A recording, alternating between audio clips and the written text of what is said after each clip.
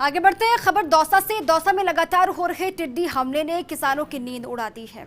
वहीं कृषि विभाग के अधिकारी भी खासे परेशान नजर आ रहे हैं। बीती रात एक बड़े टिड्डी दल ने रामगढ़ पचवारा उपखंड के कई गांवों में धावा बोला। इस दरमियान टिड्डी ने मूंगफली की फसल को नुकसान पहुंचाने का प्रयास किया, लेकिन कृषि विभाग की टीम ने 3 दमकल और 7 ट्रैक्टर स्प्रे की मदद से रात में टिड्डी पर काबू पा लिया और आधे दल को खत्म कर दिया। लगातार जिले में एक के बाद एक हो रहे हमले के बाद चिंता बढ़ गई है। बाजरे की आने वाली फसल और लालसोट क्षेत्र में मूंगफली की बढ़ी हुई फसल अगर टिड्डी ने निशाने पर ले लिया तो बड़ा नुकसान किसानों को होगा। इसे लेकर दौसा प्रशासन बेहद अलर्ट है। कलेक्टर अविचल चतुर्वेदी लगातार फीडबैक ले रहे हैं। अब तक हुए टिड्डी के 10 हमलों के बाद कलेक्टर ने संभावित खतरों से निपटने के लिए ड्रोन की मांग रखी है। कलेक्टर ने राज्य सरकार के ड्रोन उपलब्ध कराने के लिए राज्य सरकार से कहा है। वहीं बाजरे और मूंगफली की फसल को बचाने के लिए किसानों को दवाएं उपलब्ध कराने के लिए भी फैसला लिया गया है।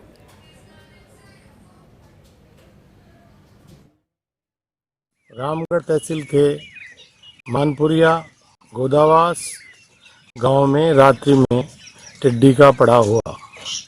विभाग के समस्त अधिकारी जिला स्तर के व हमारे यहाँ के सभी कृषि पर्यवेक्षक सहायक अधिकारी सब एकत्रित हुए और 10 पावर स्प्रेयर जो ट्रैक्टर से चलित थे वो और 4 दमकलें हमने मंगवा ली और रात्रि के करीब 1 बजे ऑपरेशन चालू किया। ऑपरेशन के पश्चात ये जो करीब अभी चल रहा है 6 बजे 7 बजे के बाद दौसा जिले का जो हमारे रामगढ़ उपखंड क्षेत्र है इसमें मानपुरिया और ये सलेमपुरा और गोदावास 3 गांवों में काफ़ी भारी मात्रा में शाम को टिड्डी का दल है उसने आक्रमण किया। जैसे ही टिड्डी दल ने आक्रमण किया पूरे हमारे कृषि विभाग के जो स्थानीय हमारे साथी हैं और जिला स्तर के अधिकारी मौके पहुंचे और रात्रि 1 बजे से लगातार नॉन स्टॉप जो हमारा जो ऑपरेशन है क्लीन बोर्ड अभियान वो चल रहा है।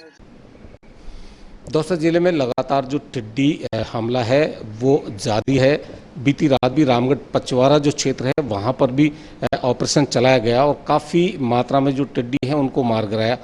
हम इस समय जिले को लेकर के किस तरह के हालात हैं जिला कलेक्टर अविचल चतुर्वेदी जी से बात करेंगे और क्या प्रिकॉशन लिए जा रहे हैं। जैसे दौसा में लगातार 8 से 10 बार हमला हो चुका है, क्या तैयारियां? देखिए यहाँ पे मई के महीने में ही टिड्डी दल आने शुरू हो गए थे और जो पहला दल यहाँ पे आया था वो काफ़ी बड़ा था, ऑलमोस्ट 6 किलोमीटर बाय 4 किलोमीटर का था। तब से लेके अब तक छोटे बड़े करीब 10 दल ऐसे हैं जो कि ज़िले की सीमा के अंदर जिन्होंने रात में पड़ाव डाला है और इसके अलावा और इससे कहीं अधिक संख्या में ऐसे दल हैं जो कि यहाँ से होके गुजर रहे हैं, क्योंकि जो हवा का डायरेक्शन है उस हिसाब से पश्चिमी राजस्थान से आगे चाहे उत्तर प्रदेश की तरफ जा रही हो चाहे मध्य प्रदेश की तरफ, उसका रास्ता जो है कहीं ना कहीं दौसा ज़िले की सीमा से होकर निकलता है। तो इसलिए हमारी तैयारी उसी समय शुरू हो गई थी। हमने ट्रैक्टर माउंटेड स्प्रेयर्स बहुत अच्छी संख्या में तैयार करवा लिए थे और उसके अलावा जो नगर पालिकाएँ हैं उनसे अग्निशमन वाहन की भी हमने पूरा तैयार करवा रखे हैं इस कार्य के लिए, दवाई छिड़कने के लिए। दिल्ली से भी टीमें यहाँ पे आई थी जिनके पास स्पेशल गाड़ियाँ होती हैं इसके लिए, इस काम के लिए, और वो भी जहाँ शुरू में जब बहुत बड़े दल यहाँ पे आ रहे थे तब उन्होंने यहाँ पे आके उसको कंट्रोल करने के लिए अपनी गाड़ियाँ अलग से लगाई थी। अभी वर्तमान में चूँकि पूरे राज्य में इसके लिए एक पॉलिसी बन भी चुकी है और लगातार हमें नए डायरेक्शंस भी मिल रहे हैं, तो हम लोग ये प्रयास कर रहे हैं कि ड्रोन के माध्यम से दवाई छिड़कने का हम लोग उसके लिए ड्रोन की उपलब्धता यहाँ पे की जाए। उसके लिए हम सरकार से इसकी डिमांड भी कर रहे हैं और साथ ही साथ और भी कई इसमें तरीके हैं डील करने के। कहीं कुछ ज़िलों में पानी के टैंकर के माध्यम से भी जो है इसको कन्वर्ट करके इसको दवाई छिड़कने के काम में लिया जा रहा है। सबसे महत्वपूर्ण चीज़ ये है कि अभी तक तो जो है मई के महीने में यहाँ पे जो दल बैठे थे तब तक वो इतनी बड़ी चिंता का विषय इसलिए नहीं था क्योंकि उस समय कोई फसल नहीं थी और ना ही खेती का सीज़न था। अब चूँकि मानसून दस्तक दे चुका है और बुवाई हो रही है और फसल को नुकसान होने की आशंका है, साथ ही साथ एक जो हमारे यहाँ रामगढ़ और लालसोट क्षेत्र में मूंगफली की फसल है वो ऑलरेडी तैयार होने की स्टेज पर है, तो उसको भी नुकसान पहुंचने की आशंका है। तो इस पर्पज़ से हमने निर्णय लिया है कि हम जहां फसल के ऊपर टिड्डी दल बैठने की संभावना होगी वहाँ हम काश्तकार को ही दवाई उपलब्ध करा देंगे ताकि वो अपने हिसाब से अपनी फसल को कैसे बचाना है उस हिसाब से दवाई का छिड़काव कर सकें। और हमें बस हमारा प्राथमिकता यही है कि ज़्यादा से ज़्यादा टिड्डी दलों को नष्ट किया जा सके, क्योंकि अभी प्रजनन के स्टेज पर पहुंच चुके हैं। और दूसरा, फसलों को नुकसान होने से बचाया जा सके, और जहां नुकसान होता है वहां जो उचित मुआवजा बनता है वो दिया जाएगा।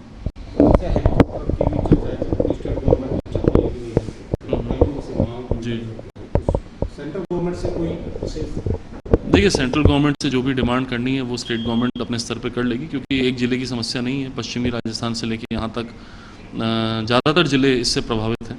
तो इसलिए अतिरिक्त संसाधन जो भारत सरकार से मांगे जाने हैं वो स्टेट गवर्नमेंट निर्णय लेने में पूरी तरह सक्षम भी है, और उनकी तरफ से लगातार हमें गाइडेंस दी भी जा रही है।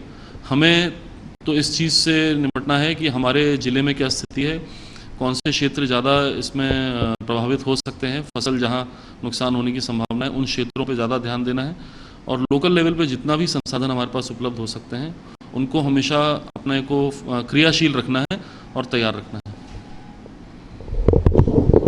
यह जिला कलेक्टर जिनका कहना है कि जिले में किसी भी तरह से किसानों को नुकसान नहीं हो, उसको लेकर के जिला प्रशासन पूरी तरह से मुस्तैद है।